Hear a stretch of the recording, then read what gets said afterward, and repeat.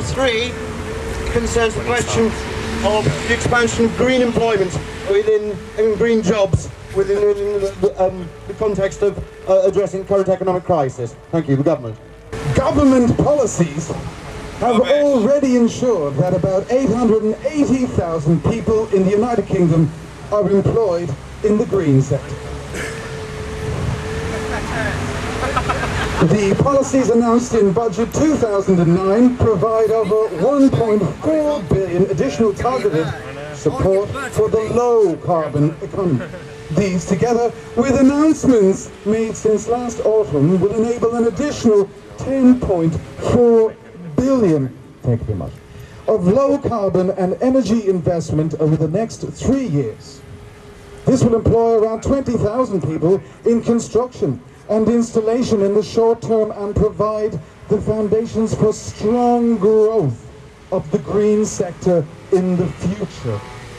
Just a couple of weeks ago, on the 30th of June, the government announced that an increase in the government's carbon emissions reduction target, or CERT,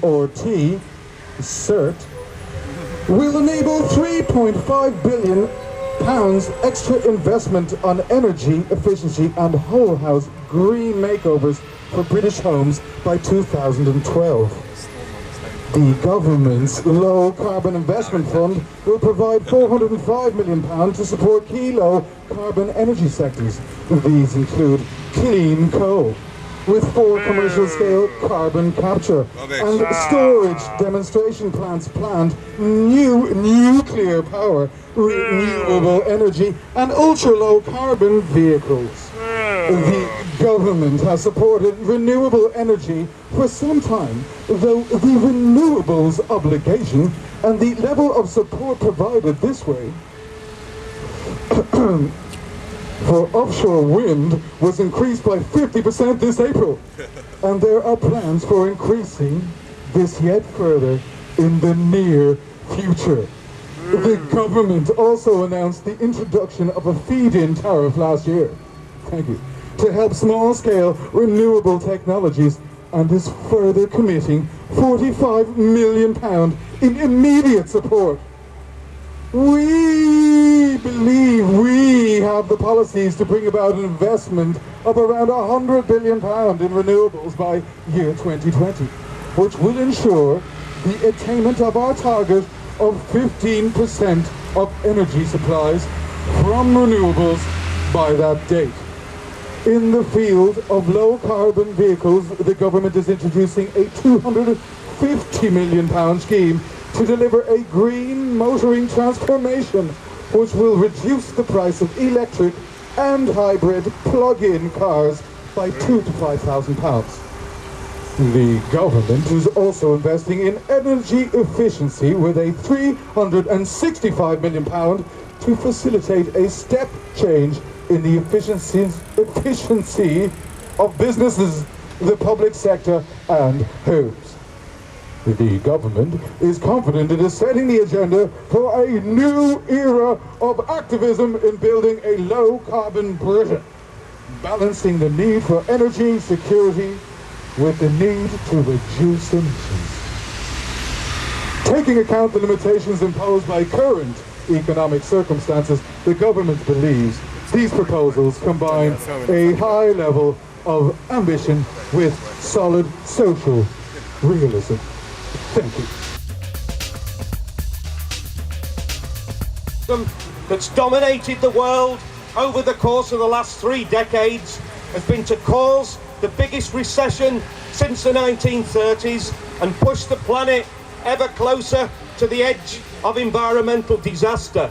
And yet, in capitalism's hour of need, this government can find an astonishing £1.4 trillion of our money to bail out the very institutions that are responsible for the crisis in the first place. That shatters the argument that it was ever about affordability.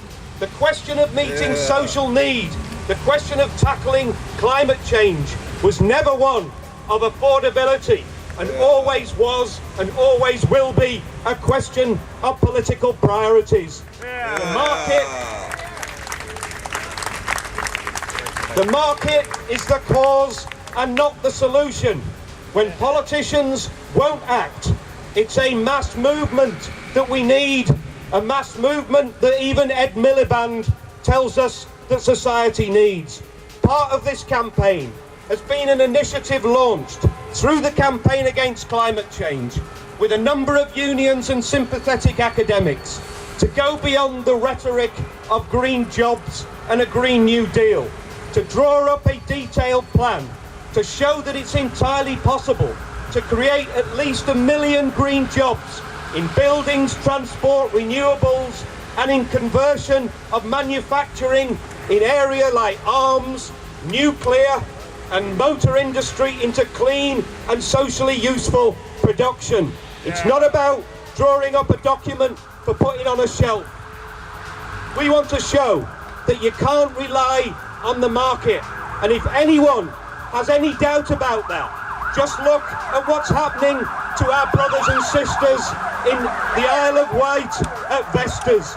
The decision of the only wind turbine manufacturer based in the UK to cut 600 jobs, to close the factories and relocate production to the United States and China exposes the fact that you cannot rely on the market, and it places an obligation on the trade union movement. Everyone here and every single trade unionist must do everything in its power to provide the financial, political and material support to the workers in Portsmouth and the Isle of Wight in the Vesta factory, fighting to defend their jobs and fighting to keep production in the UK. This initiative around green jobs and the Vestas campaign shows that the fight to prevent working people being expected to pay the price of an economic crisis not of their making is one and the same with the campaign around climate change. And let me just say in conclusion, this campaign can help build support amongst the ranks of the trade union movement. It can destroy the argument that we can't afford it by taxing the billions in uncollected tax as a result of tax avoidance and tax evasion measures of the super rich and the wealthiest in society. And in the process, we can begin to challenge one of the most insidious ideas that has bedeviled political struggle across the world over the course of the last 20 years. We're told that you cannot make a difference. Well, this campaign can show that we reject the defeatism and fatalism, the afflicted struggle around climate change, the struggle to defend working class interests, to show that we can make a genuine difference and to show that another world really is possible. It is terribly important that the government supports green jobs, but then it is also important that the green economy does not become a kind of ghetto where it has incredibly high standards and yet is unable to compete in the global marketplace with companies that are not having to adhere to the same standards. Yes, we must have green subsidies. Yes, we must have green jobs and the new low carbon economy. But we must not forget how much of our economy is still terribly dirty and must also clean up its act. Thank you. I just wanted to emphasise the need to support every struggle that's taking place, because we're not going to get the change we want by appealing to the good nature of our rulers. So if you haven't signed the Vestas petition yet, Vestas being the wind turbine factory on the Isle of Wight threatened with closure, even though the companies are making a vast amount of money, then I've got more copies over here. But any struggle where you can support it, whatever it is, I think it's very important we do it. Thank you. Thank you.